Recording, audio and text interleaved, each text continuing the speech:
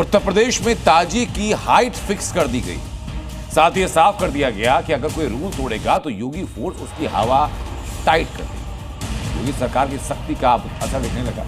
संभल में 54 feet height का ताजिया अब घटकर 9 फीट का रह गया। लखनऊ से लेकर मुजफ्फरनगर तक हर तरफ ताजिए की गाइडलाइन का पालन किया जा रहा है। योगी का फरमान, ताजिए पर कायदे में भाईजान। राज्य सरकार का आदेशों का उल्लंघन नहीं किया जाएगा किसी भी कीमत पर। ताजिए की हाइट फिक्स, रूल तोड़ा तो बड़ा रिस्क। योगी के इंच टेप स्कैनर से गुजरेगा मुहर्रम जुलूस। ताजिए की हाइट जो सरकार ने हमें दी है वो 10 फीट है, लेकिन हमारी जो रहेगी वो 8 या 9 फीट रहेगी। योगी में योगी सरकार का मैसेज लाउड एंड क्लियर है। मुहर्रम पर ताजिए को लेकर गाइडलाइन तय हो चुकी है। ताजिए की हाइट फिक्स हो चुकी है, जिसका असर भी दिखने लगा है। ये तस्वीर यूपी के उस जिले की है जहां पिछले साल हिंसा की आग भड़की थी, लेकिन इस बार योगी सरकार की सख्ती के बाद भाईजान खुद ही इंच टेप निकालकर ताजिए की हाइट चेक कर रहे हैं। दरअसल संभल में ताजिए की हाइट की लिमिट 12 फीट रखी गई है और अब इसका असर ये दिख रहा है कि अब यहाँ ताजिए की हाइट घटा दी गई। ये जो कमेटी के लोग हैं इस ताजिए को नाप भी रहे हैं और देखने की कोशिश कर रहे हैं कि इस ताजिए की साइज क्या है। और ये देखिए जमीन से इस ताजिए को नापा जा रहा है। जमीन से इस ताजिए की जो हाइट है लगभग 9 फुट के करीब है। क्या साइज है, गाइडलाइन पता है आपको? गाइडलाइन के इसके मालूम है 10 से 12 फीट की ऊंचाई होनी चाहिए। अच्छा, तारों के नीचे निकल जाना चाहिए। तो इसकी 9 फीट की हाइट है और 3 फीट की ट्राली हो जाएगी, 12 फीट की हमारी ऊंचाई हो जाएगी। संभल ही नहीं, यूपी की राजधानी लखनऊ में भी ताजिए की हाइट फिक्स होने के बाद भाईजान ताजिए की हाइट को कम करने में जुटे हैं। देखिए हम यहाँ से नाप रहे हैं। ये जो ताजिए की जो लंबाई है, ये मैं अपने कैमरामैन को बोलूँगी कि वो दिखाए। थोड़ा ऊपर करो भाई। ये 9 फीट के लमसम आ रही है। इस बार प्रशासन कह रहा था कि छोटी ताजिया बनाइए, बड़ी ताजिया नहीं बनाइए, तो फिर इतनी बड़ी बड़ी ताजिया क्यों बनेंगी? इसे 15 के ऊपर नहीं बनाना है। हाँ। 15 के नीचे रहना है, 15 तक के रहना है। हाँ। 15 फीट के ऊपर नहीं जाना है। दरअसल ताजिए की हाइट को कम करने का फैसला यूपी सरकार ने पिछले कई सालों में ताजिए के तारों के साथ टकराने और करंट लगने की घटनाओं के बाद लिया। हालांकि वाराणसी में तो इन नियमों की खुलेआम अनदेखी होती रही है, जहां 14 फीट ऊंचाई की ताजिया बनाई गई। इस ताजिया की ऊंचाई 14 फीट है, जबकि योगी सरकार की नई गाइडलाइंस के मुताबिक यूपी में ताजिए की ऊंचाई 10 फीट से ज्यादा नहीं होनी चाहिए। अब इसकी देखरेख करने और इसे बनाने वाले गुलजार अली कहते हैं, अब किसी भी तरह से कम नहीं किया जा सकता। इसकी ऊंचाई में कमी होने की कोई गुंजाइश भी नहीं है, और अगर कमी की जाएगी तो कोर्ट के आदेश का ज़ाहिरन हमारे एतबार से उल्लंघन होगा, जो ये हिंदुस्तान के आईन के एतबार से सही नहीं होगा। भले ही इस फैसले से कई भाईजान को एतराज हो, लेकिन सच तो ये है कि गाइडलाइंस लोगों की ही भलाई के लिए बनाई गई है, जिससे पिछले कई सालों में होने वाले हादसे रुक पाएं। ब्यूरो रिपोर्ट, जी मीडिया। अब जरा ये जानिए कि आखिर यूपी में ताजिया को लेकर योगी सरकार की गाइडलाइन है तो है क्या। धारदार हथियारों के प्रदर्शन पर रोक लगा दी गई, ऊंची आवाज में डीजे बजाने पर पाबंदी लगा दी गई, भड़काऊ और उकसाने वाली नारेबाजी पर रोक लगा दी गई, जुलूस के दौरान स्टंटबाजी पर भी रोक लगा दी गई और तय मानकों के मुताबिक ताजिए की ऊंचाई को तय किया गया। पहले से तय रूट पर ताजिए का जुलूस निकलेगा। रूट के लिए स्थानीय पुलिस से परमिशन लेनी जरूरी हो। तो एक तरफ सरकार ने गाइडलाइन बनाई है, तो कई मौलानाओं को ताजिए पर योगी सरकार की गाइडलाइन रास नहीं आ रही। ताजिए की हाइट को लेकर यूपी में मौलानाओं की फाइट शुरू हो चुकी है। पक्षपात नहीं तो और क्या है, जबकि कानून की नजर में सब लोग बराबर हैं। इसमें न कोई छोटा है और न कोई बड़ा है। जो परंपरागत तरीके से रिवायती अंदाज में तखा, ताजिए, जुलूस, अलम वगैरह निकलते आए हैं, वही रिवायत कायम रहना चाहिए। तो बात होगी इंसाफ वाली। तो जिस तरह से उन्होंने एक नई चीज परंपरा उन्होंने लागू करना चाह रहे हैं, बड़े निंदनीय है। मैं चाहता हूं राजेश श्रीवास्तव जी, जो धार्मिक शिया लोग हैं, उनसे संवाद किया जाए और यथावत तरीके से जिस तरह से पूर्व सैकड़ों सालों से जुलूस और अलम उठा रहे थे बच्चे, बुजुर्ग, बड़े, नौजवान, तो उसी तरह से उठाया जाए। ये देश की गंगा जमुना तहजीब को प्रदर्शित करता है और हिंदुस्तान की एक नई छवि को प्रदर्शित करता है। ताजिए की हाइट पर सियासी फाइट तो है ही, लेकिन इस दौरान किसी भी तरह की कोई भी गड़बड़ी ना हो, इसके लिए उत्तर प्रदेश में शहर शहर पुलिस फ्लैग मार्च भी कर रही है। हर उस संवेदनशील इलाके में पुलिस की गश्त को बढ़ा दिया गया जहां माहौल खराब होने का अंदेशा है और योगी सरकार ने अपने सबसे तेज तर्रार ऑफिसर्स को ग्राउंड पर उतार दिया। जमीन से आसमान तक अभेद्य सुरक्षा इंतजाम, मुहर्रम पर सुरक्षा कड़ी, उपद्रवियों की नहीं चलेगी। मुहर्रम पर रेडी योगी के सिंघम। मुहर्रम से पहले दंगा ब्रिगेड पर शिकंजा कसा जा रहा है। शहर शहर योगी फोर्स सड़क पर उतर फ्लैग मार्च कर रही है। सड़क पर गश्ती बढ़ा उपद्रवियों को साफ साफ संदेश दे रही है कि अगर रंग में भंग डाला तो शहर शहर हिसाब करने के लिए योगी के सिंघम तैयार है। मुहर्रम से पहले योगी फोर्स फुल एक्शन मोड में है। कावड़ रूट से लेकर यूपी के हर संवेदनशील इलाकों में पुलिस फ्लैग मार्च कर रही है। संभल से लेकर मुजफ्फरनगर तक पुलिस मुहर्रम को लेकर सुरक्षा की तैयारियों का जायजा लेने सड़क पर उतरी है। बलरामपुर और एटा में भी योगी फोर्स पूरी तरह से अलर्ट मोड में नजर आ रही है। योगी के सिंघम शहर शहर ग्राउंड पर हैं। मुजफ्फरनगर से लेकर संभल तक पुलिस सड़क पर उतरकर दंगा ब्रिगेड पर शिकंजा कस रही है। जो भी अपराधी है, हिंसा और दंगों में नामजद हैं, एक एक का हिसाब किताब किया जा रहा है। हमारे यहाँ पे वर्तमान में 3 कंपनी पीएसी की, 1 कंपनी आरआरएफ की डिप्लॉयड है और इन सभी के सहयोग से और यहाँ की जो पुलिस है वो एकदम चुस्त है। उसी के सहयोग से हम सब लोग शांतिपूर्ण तरीके से सारे त्योहार हैं उनको करवा रहे हैं। मुजफ्फरनगर में पुलिस पूरी चौकसी बरत रही है। मुहर्रम में किसी भी तरह का कोई बवाल ना हो, इसे लेकर अभी से ही सुरक्षा इंतजामों और ताजिया के गाइडलाइन का पालन कराया जा रहा है। पूरे शहर को सीसीटीवी कैमरे से लैस किया गया है। 740 सीसीटीवी कैमरे लगे हैं। 24 घंटे लगातार सीसीटीवी कैमरे से नजर रखी जा रही है। ड्रोन कैमरा से, सीसीटीवी कैमरा से निगरानी करना, ड्रोन कैमरों से छतों की निगरानी भी की जा रही है। अराजक तत्वों पर हम लोग कार्रवाई करने के लिए उनका पता भी कर रहे हैं। 2-10 साल में अपराधी रहे हैं, उनके खिलाफ बाउंड डाउन की कार्रवाई भी चल रही है। उनको नोटिस वगैरह जा रही हैं जो भी ऐसी अव्यवस्था पैदा करते हैं। इस प्रकार से इस त्यौहार को सकुशल संपन्न कराने के लिए हम लोग पूरी तरह से उद्यत और तत्पर हैं। लखनऊ में भी योगी फोर्स पूरी तरह से अलर्ट मोड पर है। मुहर्रम पर माहौल खराब ना हो, इसलिए पुलिस ने इस बार पुराने लखनऊ में एक कंट्रोल रूम बनाया है जिसमें सीसीटीवी लगाए गए हैं और यहां से सेंसिटिव हॉटस्पॉट की पूरी निगरानी की जा रही है। हम लोगों ने जोनल सेक्टर पुलिस की व्यवस्था भी लागू कर रखी है और इसके अलावा जुलूस जो चलते हैं उसमें हम लोग बॉक्स फॉर्मेशन में जुलूस लेके चलते हैं, जिसमें आगे पीछे बाएं दाएं हम लोग राजपत्रित अधिकारी लगा के चलते हैं।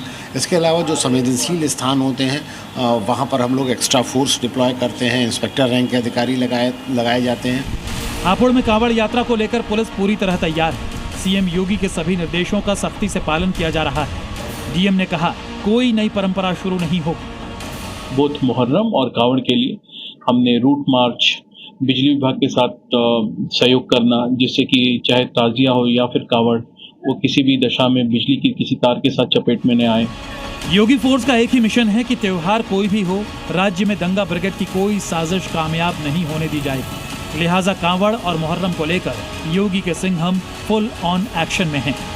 ब्यूरो रिपोर्ट, जी मीडिया। तो उत्तर प्रदेश पुलिस कैसे इसके लिए तैयार है बताते हैं आपको। मुहर्रम के दौरान किसी भी तरह की गड़बड़ी ना हो, इसके लिए ड्रोन कैमरे से निगरानी की जाएगी। जुलूस की वीडियो रिकॉर्डिंग की जाएगी तक कि अगर कोई भी अप्रिय घटना होती है तो उस वीडियो रिकॉर्डिंग से जो उपद्रवी हैं उनकी पहचान हो सके। सीसीटीवी कैमरों से नजर की जाएगी। सादे लिबास में पुलिस तैनात रहेगी लोगों के बीच में और बड़ी संख्या में पुलिस बल को अलग अलग जगह पर तैनात किया गया। पीएसी और रैपिड एक्शन फोर्स यानी आरएफ की तैनाती भी की गई। जितने भी बड़े सीनियर ऑफिसर्स हैं, बड़े ऑफिसर हैं, उनको जिम्मेदारी दी गई और अगर गड़बड़ी होती है तो एक्शन सख्त होगा। और सिर्फ फील्ड पर नहीं बल्कि फील्ड से लेकर के सोशल मीडिया तक पर नजर रखी जा रही है और ये साफ निर्देश हैं कि कोई भी हुड़दंगी सामने आता है हुड़दंग करते हुए तो तुरंत गिरफ्तार उसको किया जाना। लेकिन उत्तर प्रदेश में मुहर्रम के जुलूस और ताजी को लेकर जारी की गई गाइडलाइंस का पालन किया जा रहा है। मध्य प्रदेश के भोपाल में नियमों की अनदेखी की जा रही है। वहां खुलेआम रात 1 बजे तक ताजियों में लगे डीजे को बजाया जा रहा है और इसके पीछे कलेक्टर से परमिशन का दावा भी किया गया। आपको कैसा जमघट लगता है भाई साहब? बहुत भीड़ हो जाती है भाई, यहाँ पर बहुत भीड़ हो जाती है जी। ये बड़े बड़े डिग्गों से तो बहुत ध्वनि निकलती होगी। पब्लिक आ जाती है, ढेर लग जाती है पब्लिक। कब तक बजाते हैं? 1 बजे तक। 1 बजे तक के ऑर्डर है, 1 बजे तक बजाना। ये कौन सा नियम है कि 1 बजे तक डिग्गी बजाएंगे? वो वहीं से ऑर्डर है। वहाँ कहाँ से? किस ऑर्डर में लिखा है? कलेक्टर ने दिया ना लिख के। 1 बजे तक डिग्गी बजाओ। बस 1 बजे तक बजाओ। 1 बजे के बाद बंद कर दो। छोटे नहीं कर सकते आप? नहीं ये नहीं टकराती तारों से, ये तो ऐसी ही रहती है। इससे छोटे नहीं बना सकते आप? नहीं इससे छोटी सरकार आदेश देगी तो? नहीं भाई ये चीज नहीं होती ना छोटी, ये वहीं से ही नहीं मानेंगे। ये बता लीजिए भाई, तो लोगों को दिक्कत नहीं होती? रात तक आप यहाँ जमघट चलता है, जश्न चलता है? वो उससे दिक्कत नहीं है, वो तो अलग अलग रोड देते हैं हम लोग को, जिस रोड पे जैसे सफर कराना उस हिसाब का रोड देते हैं। दूसरे धर्म के लोगों को दिक्कत नहीं होती? नहीं होती है। लोग तो कहते हैं हो रही है हमें। वो किसी को होती है, हमारा तो जो रोड हमें देते हैं वही रोड चलाते हैं। वो तो अपने क्या करना है, ये तो जश्न है ना। और राजनीति में बात श्रीनगर में मुहर्रम पर निकाले गए जुलूस की हम करने जा रहे हैं, जहां पुलिस प्रशासन की पाबंदी के बावजूद खुलेआम ईरान और फिलिस्तीन के झंडे लहराए गए। हिजबुल्लाह के चीफ रहे हसन नसरल्लाह और ईरान के सर्वोच्च नेता अली खामनी के पोस्टर लेकर के जुलूस निकाला गया। इसी पर सवाल उठाए जा रहे हैं कि फिलिस्तीन का झंडा और हिजबुल्लाह का झंडा किसका था। श्रीनगर में निकाले गए जुलूस की जहां खुलेआम फिलिस्तीन और ईरान का समर्थन किया गया। बीच सड़क पर ईरान और फिलिस्तीन के झंडे लहराए गए। हिजबुल्लाह के चीफ रहे हसन नसरल्लाह और ईरान के सर्वोच्च नेता अली खामनी के पोस्टर लेकर जुलूस निकाला गया, जिस पर सवाल खड़े हुए आखिर मुहर्रम के जुलूस में हिजबुल्लाह किसका एजेंडा है। सईद अली खमानी जो है, जो सुप्रीम लीडर है ईरान के, उसके तस्वीरें हर जगह आप देखेंगे। आयतुल्लाह खमैनी जो उनके पहले सुप्रीम लीडर थे, उनकी तस्वीरें आप देख सकेंगे। नसर नसरुल्लाह जो हिजबुल्लाह के लीडर थे, उसकी तस्वीर भी जुलूस में देखी गई। पैलेस्टीन के झंडे आप देख सकते हैं, वो भी इस जुलूस में जो है देखने को मिले हैं। श्रीनगर में जुलूस गुरु बाजार, लाल चौक और घंटाघर में निकाला गया, लेकिन सबसे अहम सवाल यही उठा कि आखिर इस जुलूस में हिजबुल्लाह चीफ हसन नसरल्लाह का क्या काम। वो हसन नसरल्लाह जिसे इजरायली सेना ने एयर स्ट्राइक में ढेर किया और दुनिया जिसे आतंकी मानती थी। लेकिन बात सिर्फ इतनी नहीं, इस जुलूस में बच्चों को शामिल किया गया जो वहां जुलूस में फिलिस्तीन के समर्थन में एकजुटता दिखाते नजर आए। ये ईरान के लीडर है, बट हम सब शिया इसको फॉलो करते हैं। ये हमारे रहबर मौज़म है, तो इसके एक नारे पे, इसके एक कहने पे हम सब लबैक करते हैं, तो हम सब साथ हैं इसके। मैं हिंदुस्तान के गवर्नमेंट को ये मैसेज देना चाहता हूँ, आप पुलिस के थ्रू फोर्स कराते हो कि ये बैनर उतार दो। बैनर इस मुहर्रम का हिस्सा है, बैनर इमाम हुसैन की पहचान है, बैनर हर वक्त चढ़ते रहेंगे, जालिम के खिलाफ एहतजाज होता रहेगा। इस जुलूस से पहले पुलिस प्रशासन ने शिया समुदाय के लोगों से ईरान, फिलिस्तीन या हिजबुल्लाह का झंडा न फहराने और किसी की तस्वीर लगाने पर पाबंदी लगाई, लेकिन इसके बाद भी इसका पालन नहीं हुआ और खुलेआम हिजबुल्लाह का एजेंडा श्रीनगर की सड़कों पर नजर आया। इसके पहले कश्मीर में बढ़ते आतंकवाद की वजह से 1991 से 2023 तक इस 8वें दिन के जुलूस पर प्रतिबंध लगाया गया था, लेकिन 2023 में जब राष्ट्रपति शासन लगा तब हालात बेहतर होने की वजह से इस जुलूस पर लगे प्रतिबंध को हटा दिया गया। श्रीनगर से जी मीडिया के लिए खालिद हुसैन की रिपोर्ट। और अब बात संभल की विवादित मस्जिद की, जिस पर खतरा मंडरा रहा है। हिंदू शक्ति दल ने कोर्ट में याचिका दाखिल, इस मस्जिद को सील करने की मांग की, यहां नमाज बंद कराने की मांग की, जिसके बाद संभल की गलियों में चर्चा ये है क्या विवादित मस्जिद पर ताला लगने वाला है। देखिए हमारी संभल की जिस जामा मस्जिद के लिए कुछ महीने पहले भाईजान ने जंग छेड़ दी थी, जिस मस्जिद की एएसआई सर्वे के खिलाफ पूरे इलाके में हंगामा खड़ा हो गया, जिस मस्जिद के लिए इंतजामिया कमेटी के सदर जेल में हैं, और तो और संभल के सांसद जियाउर रहमान बर्क पर भी कानूनी घेरा बना हुआ है। अब संभल की उसी विवादित मस्जिद पर बड़ा खतरा मंडरा रहा है। बताया जा रहा है कि संभल की मस्जिद पर जल्द ताला लग सकता है, विवादित मस्जिद में नमाज पर रोक लग सकती है। इस मस्जिद को लेकर ऐसा क्यों कहा जा रहा है, इसकी वजह भी समझ लीजिए। दरअसल विवादित मस्जिद में श्री हरिहर नाथ मंदिर होने का दावा पहले ही किया गया था। अब इसी मामले में हिंदू शक्ति दल ने कोर्ट में एक और याचिका दाखिल की है। याचिका में मस्जिद के अंदर नमाज पर रोक लगाने की अपील की है। मस्जिद को सील कर डीएम की निगरानी में रखे जाने की मांग की गई है। याचिका में दलील दी गई है कि जिस तरह हिंदू पक्ष को पूजा करने से रोका गया है, उसी तरह मुस्लिम पक्ष को भी नमाज अदा करने से रोका जाना चाहिए। की सुनवाई भी थी और हमने किया, इसमें एप्लीकेशन लगाई है कि जब हाई कोर्ट ने इसे विवादित ढांचा घोषित कर दिया है, तो अगर हमें पूजा अर्चना करने की परमिशन नहीं है वहाँ पे, तो इनके लिए भी दूसरे पक्ष को भी नमाज पढ़ने की परमिशन ना दी जाए। हालांकि फिलहाल कोर्ट ने इस याचिका पर सुनवाई के लिए 21 जुलाई की तारीख तय की है। एक 110 की एप्लीकेशन आई है, कोई सिमरन गुप्ता नाम के व्यक्ति है, उसका डिस्पोजल होना, सब काम के लिए 21/7/2025 नियत कर दी गई। मगर संभल की सबसे बड़ी और ऐतिहासिक बताई जाने वाली मस्जिद में तालेबंदी की आशंका मात्र से इलाके के लोगों का दिल बैठा जा रहा है। ये कहा गया कि यहाँ नमाज नहीं होना चाहिए, यहाँ ताला लगा देना चाहिए। नहीं लगा देना चाहिए, नमाज होनी चाहिए। नमाज होनी चाहिए जी, होनी चाहिए। लेकिन उनका कहना है कि विवादित जगह है, इस पर जब तक कोर्ट फैसला नहीं करती तब तक तो नमाज अदा नहीं होनी चाहिए। जब तक कोर्ट फैसला नहीं करती तब तक तो नमाज होनी चाहिए। याचिका कोर्ट में लगाया है कि यहाँ पर नमाज नहीं होनी चाहिए, ताला लगना चाहिए। ये गलत लगाया है, नमाज होनी चाहिए। नमाज होनी चाहिए, ये गलत लगाया है। गलत लगाया है। अब देखना होगा कि 2 हफ्ते बाद कोर्ट क्या फैसला सुनाता है और किसके हिस्से में क्या आता है। सुनील सिंह, संभल, जी मीडिया। मुजफ्फरनगर का पंडित ढाबा पिछले कई दिनों से चर्चा में है। वजह है उसका मालिक, क्योंकि दावा है कि सनवर नाम का एक मुस्लिम युवक पंडित जी वैष्णो नाम से ढाबा चला रहा है।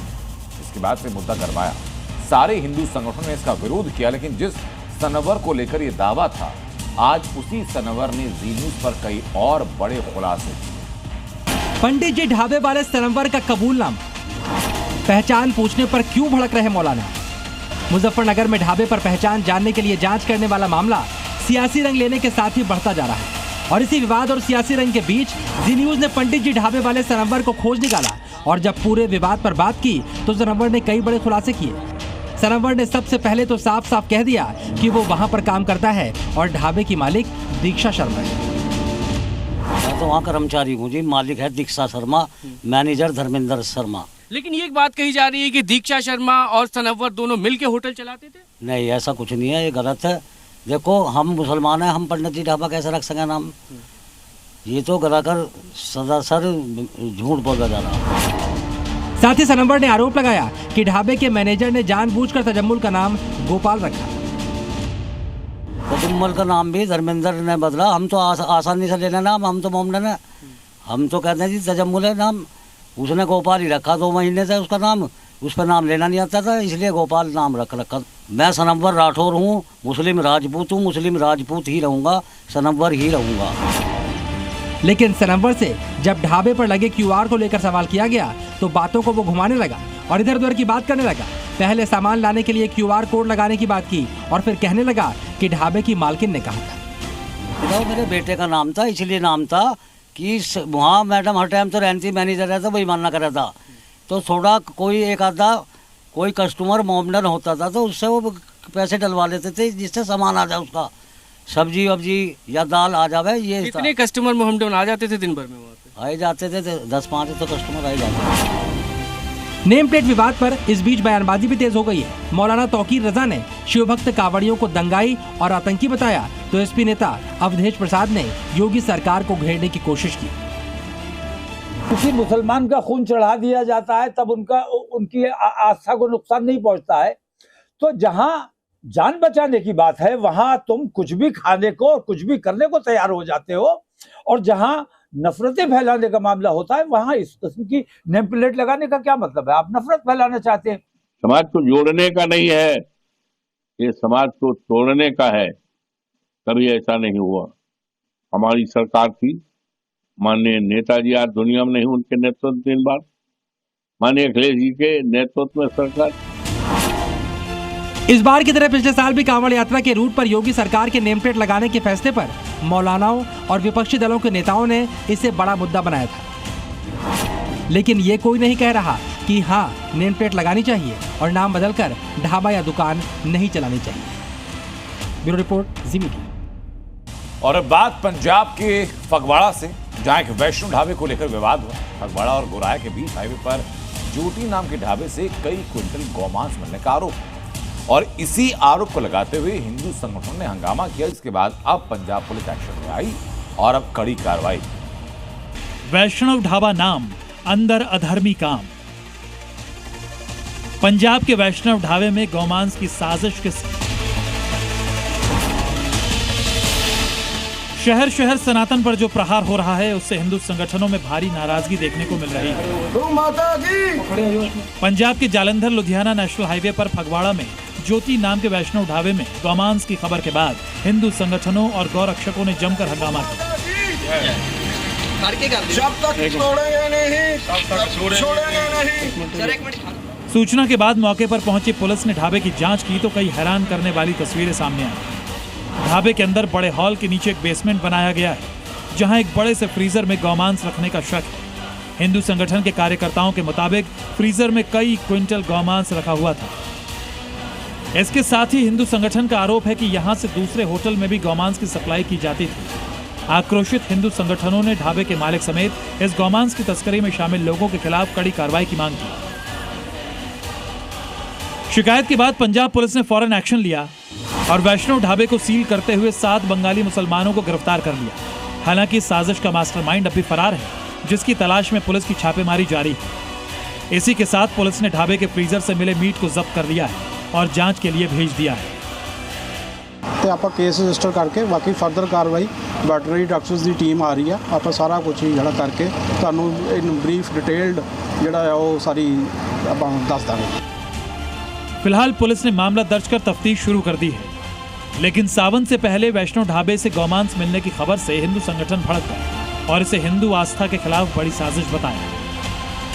ब्यूरो रिपोर्ट, जी मीडिया। रक्षा के क्षेत्र में भारत तेजी से आगे बढ़ रहा है। तकनीक से लेकर आत्मनिर्भरता में भारत तेजी से तरक्की कर रहा है और अब बहुत जल्द भारत की तीनों सेनाओं की ताकत और बढ़ जाएगी, क्योंकि रक्षा मंत्रालय ने एक ऐसा फैसला लिया जिसके बाद सेना की ताकत और बढ़ेगी। दुश्मनों की चिंताएं भी बढ़ेंगी, क्योंकि भारत ने स्वदेशी हथियारों की मदद से ऑपरेशन सिंदूर के दौरान न केवल पाकिस्तान को सबक सिखाया, बल्कि पाकिस्तान के मददगारों के हथियारों की पोल भी खोल दी। रक्षा मंत्रालय का बड़ा फैसला, पाकिस्तान डरा। ऑपरेशन सिंदूर के बाद पाक पर नई स्ट्राइक। भारत का डिफेंस सेक्टर तेजी से आगे बढ़ता जा रहा है और दुनिया ने ऑपरेशन सिंदूर के बाद भारत के स्वदेशी घातक हथियार का लोहा भी माना और रक्षा मंत्रालय ने एक ऐसा फैसला लिया है जिससे न केवल भारतीय सेना मजबूत होगी, बल्कि दुश्मन देश थर थर कांपेंगे भी। दरअसल रक्षा मंत्री राजनाथ सिंह की अध्यक्षता में डिफेंस एक्विजिशन काउंसिल ने 1,05,000 करोड़ के रक्षा सौदों को मंजूरी दी है, जिसके तहत 10 बड़े रक्षा सौदे किए गए। ये सभी 10 प्रमुख प्रोजेक्ट पूरी तरह मेक इन इंडिया के तहत देशी कंपनियों से ही पूरे किए जाएंगे, जिसकी वजह से भारत रक्षा क्षेत्र में आत्मनिर्भर तो बनेगा ही, साथ ही भारतीय सेना की ताकत भी कई गुना और बढ़ जाएगी। मंत्रालय के मुताबिक इन सौदों में armed recovery vehicles, electronic warfare system, surface to air missile system और तीनों सेनाओं के लिए एक integrated common inventory management system जैसे अहम हथियार और उपकरण शामिल हैं। इस डील के जरिए थल सेना के लिए जमीनी ताकत बढ़ाई जाएगी। उनके लिए आर्म्ड रिकवरी व्हीकल खरीदा जाएगा, जिसे आमतौर पर युद्ध के मैदान में बख्तरबंद वाहनों की रिकवरी के लिए डिजाइन किया गया है। मान लीजिए कि अगर जंग के मैदान में कोई टैंक खराब हो जाए तो इस स्थिति में ARV उसे वहां से निकालकर सुरक्षित वापस ले आता है। इसके साथ साथ डील के तहत भारतीय नौसेना के लिए mine counter measure vessel, mood mine submersible, autonomous vessel और सुपर रैपिड गन माउंट की खरीद को भी मंजूरी दी गई है।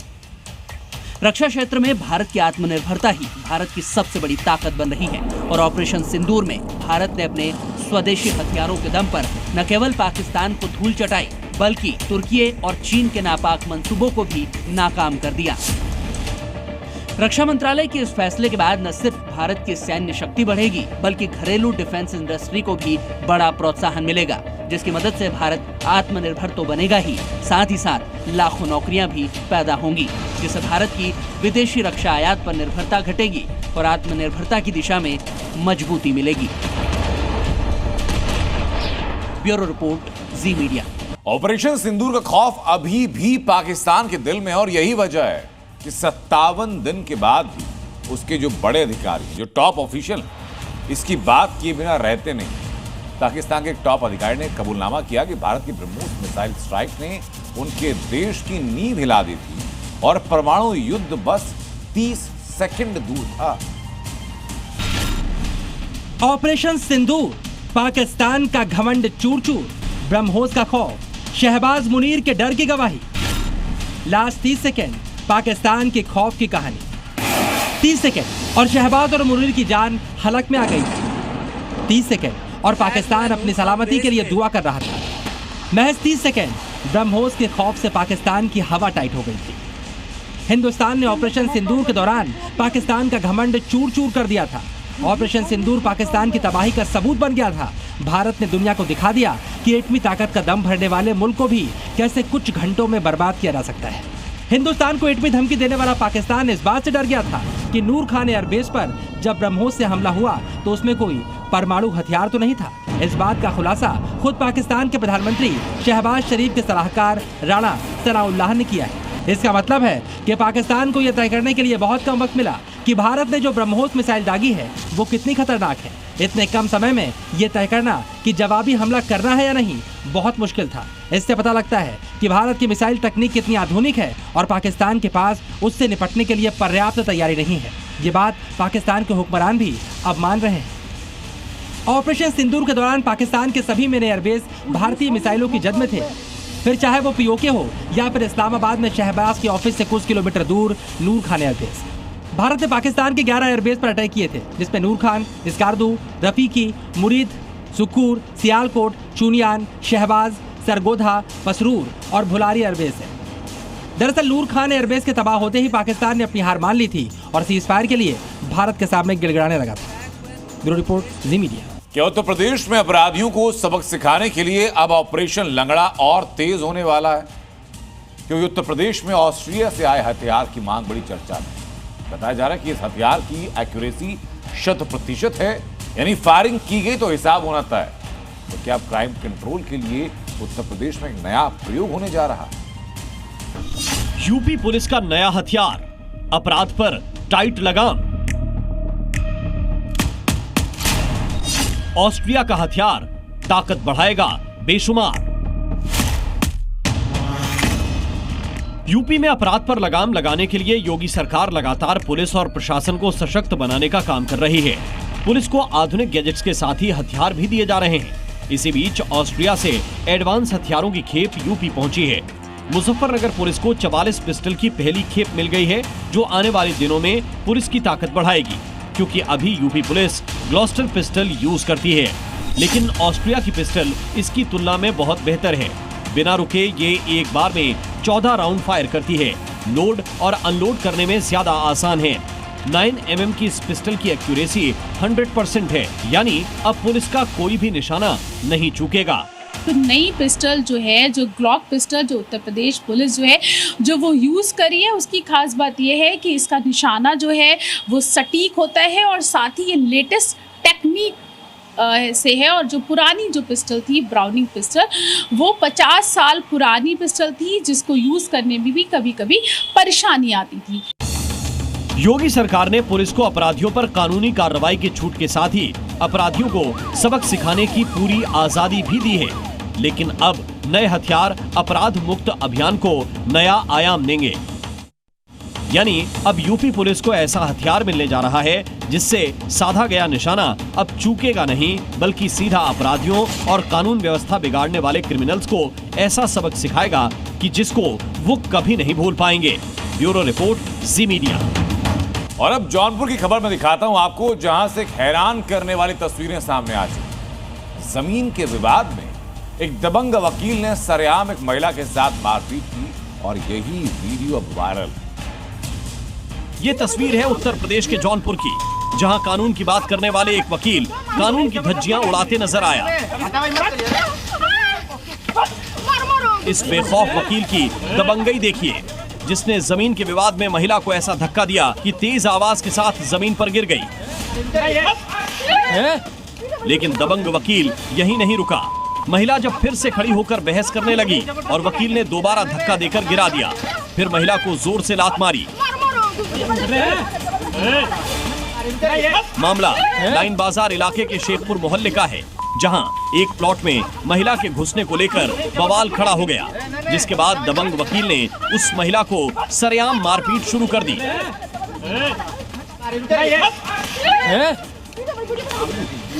वकील के गुंडागर्दी का वीडियो तेजी से वायरल हो रहा है। वहीं पीड़ित महिला की शिकायत के बाद पुलिस ने मामले की तफ्तीश शुरू कर दी है। और अब बात घाटी में आतंकियों के मददगारों पर एक बड़ी स्ट्राइक। साउथ कश्मीर में ओवरग्राउंड वर्कर्स यानी OGW नेटवर्क पर एक बार फिर स्ट्राइक की गई। पुलिस ने आतंकियों के मददगार 2 लोगों को गिरफ्तार किया और इन पर आतंकियों को मदद करने का आरोप है। रिपोर्ट जरा देखिए। ऑपरेशन शिवा ऑन, आतंक के मददगारों पर स्ट्राइक। अमरनाथ यात्रा शुरू होने के बाद ही घाटी में सुरक्षा को लेकर चाक चौबंद इंतजाम है। चप्पे चप्पे पर पैनी नजर रखी जा रही है। पहलगाम हमले के बाद आतंक पर आस्था भारी पड़ी है और अमरनाथ यात्रा में आने वाले भक्तों का जोश देखते ही बन रहा है। लेकिन इस बीच सुरक्षा बल आतंक के उन मददगारों के खिलाफ भी अभियान चला रही है जो घाटी में आतंक का खेल खेलने वालों की मदद कर रहे हैं। साउथ कश्मीर त्राल में जम्मू कश्मीर पुलिस ने आतंकियों के सहयोगी यानी 2 OGW को गिरफ्तार किया है, जिनके पास से विस्फोटक पदार्थ और गोला बारूद बरामद किया गया है। ये दोनों ही घाटी में आतंकियों की मदद किया करते थे। आतंकी संगठन जैश ए मोहम्मद के लिए काम कर रहे थे और उन्हें त्राल और अवंतीपोरा इलाके में हथियार और दूसरी सहायता पहुंचाते थे। वागड़ क्रॉसिंग पर सिक्योरिटी फोर्सेस की जानिब से जो है एक ज्वाइंट नाका लगाया गया था। उन्हें एक इतला मिली थी कि यहाँ से जो है टेरर एसोसिएट्स गुजरने वाले, और उसके बाद जो है वहां पे एक नाका सेट किया गया और इस नाके पर जो है सर्च के दौरान 2 OGWs को अरेस्ट किया गया। और ये बताया जा रहा है कि जो ये OGWs है वो त्राल और अवंतीपोरा इलाके में जो टेररिस्ट्स है उन्हें लॉजिस्टिक सपोर्ट देने के साथ साथ जो आर्म्स एंड एमुनेशंस है उनको ट्रांसपोर्ट करने का काम जो है वो एक्टिवली वहां पे कर रहे थे। दरअसल अमरनाथ यात्रा के लिए सुरक्षा इंतजामों को ऑपरेशन शिवा नाम दिया गया है और हर तीर्थयात्री की सुरक्षा के लिए नवीनतम तकनीक के साथ अभेद्य सुरक्षा व्यवस्था तैयार है। पहली बार FRS कैमरों को हर बेस और ट्रांजिट कैंप और रणनीतिक बिंदुओं पर लगाया गया है, जिनमें सक्रिय आतंकवादियों, OGW और अन्य ब्लैक लिस्टेड लोगों का पूरा डेटा है। ब्यूरो रिपोर्ट, जी मीडिया। और अब बात कुदरत के प्रहार की। जुलाई के महीने में तेज बारिश के बीच देश के कई हिस्से ऐसे हैं जो जलमग्न हो चुके हैं। पहाड़ी इलाकों में हिमाचल से उत्तराखंड और मैदानी इलाकों में राजस्थान से बिहार तक सिर्फ पानी है। कुदरत के प्रहार की ऐसी तस्वीर दिखाई पड़ी कि इंसान हो या गाड़ियां, सब कुछ फंसा हुआ नजर आ रहा है। मैं आपको 10 तस्वीरें दिखा रहा हूं इस वक्त। सहारनपुर से, बूंदी से, रुद्रप्रयाग, शिमला, ऊना, उसके अलावा नवादा, मंडी, जालौर, चमोली और चित्तौड़गढ़ की हर जगह आपको पानी की विभीषिका नजर आएगी। हिमाचल प्रदेश में सब कुछ सामान्य था। 20 जून को ऐसी बारिश होती है कि सब कुछ बदल जाता है। मंडी में ऐसा आसमानी कहर टूटा हुआ है कि जिंदगी त्राहिमाम त्राहिमाम कर रही है। और इसी त्राही त्राही के बीच लोगों को अपनी जिंदगी बितानी पड़ रही है, जिसमें तबाही और बर्बादी का डर भी है। डर ही लगता है यहाँ से नीचे देखने के लिए। मंडी से आई तबाही की एक गवाही देती इस तस्वीर को देखिए, जहाँ कुदरत का ऐसा कहर मचा है जिसे देखकर आपके रोंगटे खड़े हो जाएंगे। मंडी के शियाठी गांव में लैंडस्लाइड के बाद चारों तरफ गहरी खाई बन गई और एक मकान टापू के बीच फंसा हुआ नजर आ रहा है, जो कभी भी भरभरा कर गिर सकता है। दूसरी तरफ हिमाचल में नदियों का लगातार बढ़ रहा जलस्तर डरा रहा है। बारिश के चलते स्वान नदी उफान पर है। वहीं नंगल डैम से 2500 क्यूसेक पानी छोड़े जाने के बाद सतलुज नदी का जलस्तर भी बढ़ गया है। महाशक्ति बनने के बाद दम भरने वाले इंसान भी कुदरत के कहर के आगे नतमस्तक, क्योंकि वो जानता है कि जब कुदरत नाराज होकर अपना रौद्र रूप दिखाती है तो तबाही और बर्बादी के सिवा कुछ नहीं दिखता है। पहाड़ों की रानी कहे जाने वाले शिमला में लैंडस्लाइड लोगों को सबसे ज्यादा डरा रही है, क्योंकि लैंडस्लाइड की वजह से कई इलाकों में घर टूट गए हैं और कई इलाकों में घरों के टूटने का खतरा बन गया है। हिमाचल के अलावा उत्तरकाशी में लैंडस्लाइड से परेशानी बढ़ गई है। गंगोत्री नेशनल हाईवे बंद करना पड़ा, जिसके बाद BRO लगातार रास्ता खोलने में जुटा है। उत्तराखंड के कर्णप्रयाग और बद्रीनाथ के बीच भूस्खलन हुआ है, जिसकी वजह से सड़कें बंद हो गई हैं और गाड़ियों की आवाजाही रुक गई है। प्रशासन सड़क की मरम्मत का काम तेजी से कर रहा है। लैंडस्लाइड की घटना उत्तरकाशी ही नहीं बल्कि केदारनाथ मार्ग पर भी दिखी, जहां केदारनाथ जाने वाले मार्ग पर भूस्खलन के बाद बड़ी संख्या में तीर्थयात्री फंस गए हैं। प्रशासन की तरफ से रास्ता साफ करने का काम शुरू किया गया है। लैंडस्लाइड के बाद दोनों ओर काफी लोग फंस गए हैं, जिनको बाद में निकाला गया। रेस्क्यू करीब जो है 1500 से 2000 के बीच जिनके द्वारा यात्रा की जा चुकी है, और कुछ जो जाने वाली यात्री है 15 से 2000 के बीच में इनके हमारे द्वारा रेस्क्यू किया गया। बाढ़ और तबाही की ये तस्वीरें बताती हैं कि पहाड़ों पर मौसम ने बगावत कर दी है। तेज बारिश के बाद अब जमीन पर आसमान से टूटे बादल हाहाकारी हो चुके हैं। आसमान से बरस रही आफत और जल सैलाब मुसीबत का दूसरा नाम बन चुके हैं। ब्यूरो रिपोर्ट, जी मीडिया। जी न्यूज़।